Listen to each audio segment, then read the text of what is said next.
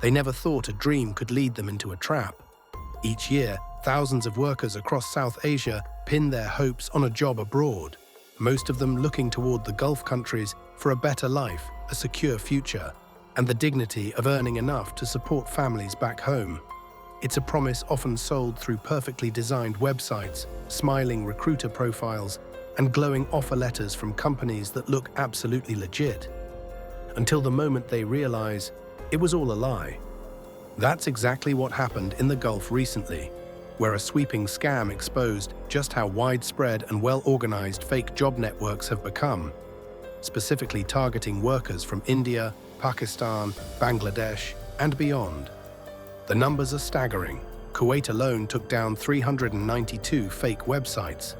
That's not a typo, 392. Even more disturbing, 52 of those were pretending to be the same company. Al Dura, which is officially authorized to recruit domestic workers in Kuwait. They didn't just use the name, they mimicked its website, used official-sounding emails, and even forged recruitment contracts. Everything looked professional. Even the WhatsApp numbers they used had Kuwaiti country codes and legitimate-looking company logos on their profile pictures. But guess what? Over 662 WhatsApp numbers were suspended in connection with the scam. That's how deep it went. And more than 65% of those numbers were pretending to be from Al Dura. This isn't just a random fraud case. It's become a digital epidemic. The way these scams work is dangerously clever. They don't just send spam messages or poorly written emails. Instead, they set up entire ecosystems to lure people in. Think job posts on trusted platforms like Naukri.com, casual-sounding WhatsApp messages that promise high salaries with free visa processing, and even live HR interviews via video calls where scammers dress up in suits to appear more convincing. People aren't just receiving scam texts, they're getting full experiences, scripted and designed to feel real. One of the most popular fronts for these scams, the oil and gas sector, or the hospitality industry. High-paying industries that are in demand across the Gulf, especially in countries like Saudi Arabia and the UAE. It starts with a fake recruiter reaching out, usually with job descriptions that sound way too good to be true. Positions like pipeline engineers, hotel front office staff, chefs, or even cleaners, with free accommodation, visa, and medical support included. Then comes the ask, the classic red flag, an upfront payment. Sometimes it's disguised as a processing fee or medical test advance. Other times it's sold as a refundable deposit to secure the job. And once the payment is made, silence. But here's where things get darker. Victims who realize they've been duped don't always report it. Some are ashamed, others fear retaliation or don't know who to contact. And some, stranded in a foreign country with fake visas or no job waiting, simply disappear from records. A young man from Lahore was so devastated after being conned that he attempted suicide inside a labor camp. He was rescued, but he refused to speak after. This kind of emotional collapse isn't uncommon. It's the hidden cost of these scams. Mental health support is rarely available to migrants, and shame becomes its own prison. Victims internalize the failure, forgetting they weren't careless. They were deceived. And even when they do try to report the crime, navigating foreign legal systems becomes an overwhelming task. Language barriers, lack of documentation, and fear of arrest push many into silence. Some manage to reach their embassies, but resources are often limited. Others call home pretending everything's fine, holding back tears. It's not just a scam, it's a slow erasure of trust, identity, and dignity. The real theft here isn't just money, it's the theft of hope. That's why Kuwait's move in August 2024 was so significant. For the first time, authorities not only took down hundreds of fake websites, but also made a public push to educate people on how to protect themselves. The Ministry of Interior didn't just stop at the takedown. They sent out official warnings urging citizens and residents to verify all online activities using Kuwait's My Identity app. That app now plays a huge role in vetting online platforms, from government services to recruiter authenticity. They also issued very specific advice. Never trust sites hosted on platforms like Wix. Never click on random job ads shared through WhatsApp groups, and always double-check domain names for even the slightest misspelling. Because sometimes all it takes is one missing letter in a URL to end up on a fraudulent page. And when it comes to websites, the attention to detail by scammers is unsettling. Some used high-resolution logos stolen from real companies. Others embedded fake employee IDs or phone numbers on the site that actually connected to call centers run by the fraudsters themselves. A victim might call, get someone speaking in perfect English or Arabic, and be walked through what sounds like a standard onboarding process. The goal? To delay suspicion long enough to extract money. Companies like Kuwait Integrated Petroleum Industries Company, KIPIC, and Kuwait Petroleum Corporation, KPC, had to release statements warning that they weren't offering jobs through third parties. In fact, KIPIC made it clear any job opening would be posted only through official channels, and they would never request payment for hiring. In one case, a forged job letter used the real address of KIPIC's headquarters, complete with an official-looking stamp that was completely fabricated. That's how convincing these documents were.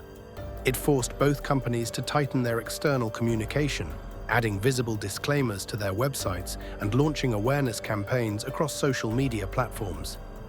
They even held internal briefings to help employees identify if someone was impersonating them online. What's worse is that some victims genuinely thought they were in touch with KIPIC's recruitment office. Scammers would say, "We are hiring directly from India," or "KPC is doing a special intake this quarter," then follow up with fake interview appointments. One message promised a monthly salary of 800 Kuwaiti dinars and a relocation package, only to demand $300 up front for document authentication. That's not just bold, that's criminal. These companies had to contact the Ministry of Interior and work with cybercrime units to track down repeated impersonators. Even then, new versions of the scam would pop up every few weeks, often hosted on new domains or WhatsApp business accounts with slightly altered names. KIPIC's leadership reportedly discussed legal action, but international jurisdiction issues made things complicated. They weren't just defending their name, they were trying to prevent innocent people from being destroyed by lies. It's not just about correcting a misunderstanding, it's about protecting lives, livelihoods, and public trust. Because once a company's name is dragged through a scam, it's not just a brand issue, it becomes a humanitarian one. In parallel, the Let's Be Aware campaign, launched by the Kuwait Banking Association, tried to tackle the financial side. They warned users about unauthorized payment links, phishing emails, and scam job offers that asked for bank details.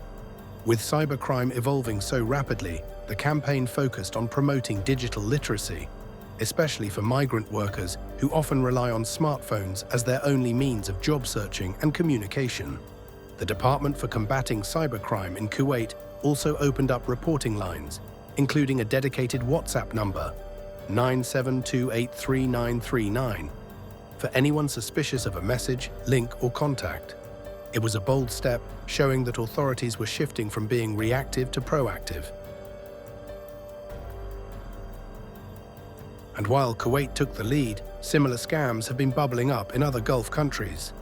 In the UAE, several victims reported paying upwards of $1,500 for job offers in luxury hotels that didn't exist. In Saudi Arabia, fake oil refinery job letters were circulated with altered Aramco logos and forged visa stamps. What makes all of this even more alarming is the emotional manipulation involved. These aren't just monetary scams, they're preying on people's dreams, desperation, and trust. Many victims come from families who pooled together money just for that one shot at escape.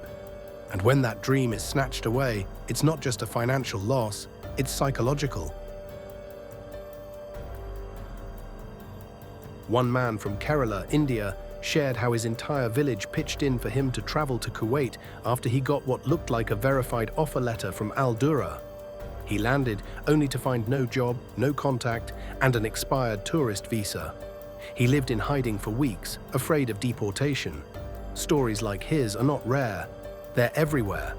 Another worker from Bangladesh received a WhatsApp message with a full contract, complete with a salary of 400 Kuwaiti dinars, plus accommodation and meals. The recruiter claimed to represent a 5-star hotel in Riyadh. He paid the fee, got ghosted, and worse, his personal documents, like passport copies and ID photos, were stolen and later used to scam others. It's a vicious cycle. Even with increasing awareness, scammers continue to adapt. They now use AI-generated voices for phone calls, run Facebook pages with thousands of fake likes, and create dummy profiles on platforms like LinkedIn to seem credible. They've blurred the lines between real and fake so thoroughly that even tech-savvy users sometimes fall into the trap. But this fight isn't one-sided. Kuwait's cybercrime unit now uses advanced monitoring software to track down suspicious domains as soon as they're registered. Their partnership with ISPs ensures faster takedowns, and they've been coordinating with international agencies to track cross-border scam rings, especially those operating from remote regions in South Asia. Still, prevention remains the best defense. Before accepting any job offer abroad, it's now crucial to do the basics. Verify the email domain, search the recruiter's name on LinkedIn, cross-check the company's careers page, and most importantly, never pay up front for a job. If it's real, they pay you. As governments ramp up their efforts, it's also becoming important for media and online platforms to amplify these stories, not just as cautionary tales, but as educational content. Migrant workers deserve to be protected, not just by laws, but by knowledge. And that's where everyone plays a role. Journalists, NGOs, employers, platforms, and even viewers watching this. Awareness can be the strongest firewall against fraud. Every shared story chips away at the wall of deception these scammers have built. So if something sounds too good to be true, it probably is. Fake jobs have become digital traps. Behind sleek designs and perfect job descriptions are networks waiting to cash in on your trust. And while countries like Kuwait have taken serious steps to fight back, the scams are constantly evolving. But truth spreads too, through awareness, through action, and through people like you choosing to stay informed and share this knowledge with others. If even one person watching this avoids getting scammed because of what was covered today, then this story has done its job. If this story helped shed light on something important, share it. Talk about it in your communities, and if you or someone you know has been targeted by a fake recruitment offer, report it immediately. And for more in-depth stories like this one, subscribe and hit the bell icon so you don't miss what's coming next in this investigative series.